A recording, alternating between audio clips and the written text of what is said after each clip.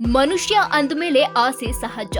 ಆ ಆಸೆ ಹಿಂದೆ ಬಿದ್ದ ಕೆಲವರು ಪೊಲೀಸರ ಅತಿಥಿಯಾದ ಕತೆ ಹೇಳ್ತೀವಿ ಕೇಳಿ. ರೈಲಿನಲ್ಲಿ ಪ್ರಯಾಣಿಸುವಾಗ ಟಾಯ್ಲೆಟ್ನಲ್ಲಿ ಸಿಕ್ಕ ಖೋಟಾ ನೋಟು ಚಲಾವಣೆಗೆ ಯತ್ನಿಸಿ 3 ಆರೋಪಿಗಳು ಪೊಲೀಸರ ಕೈಗೆ ಸಿಕ್ಕಿಬಿದ್ದಿದ್ದಾರೆ.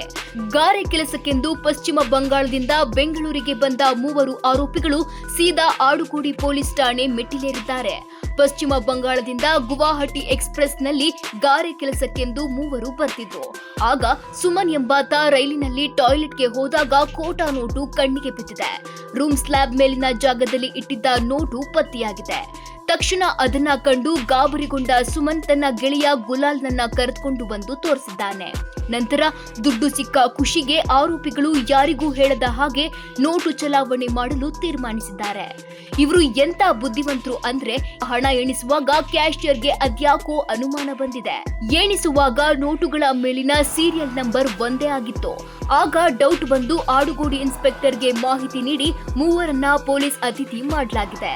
ಆರೋಪಿಗಳು ಅಸಲಿ ಸತ್ಯವನ್ನ ಒಪ್ಪಿಕೊಂಡಿದ್ದಾರೆ.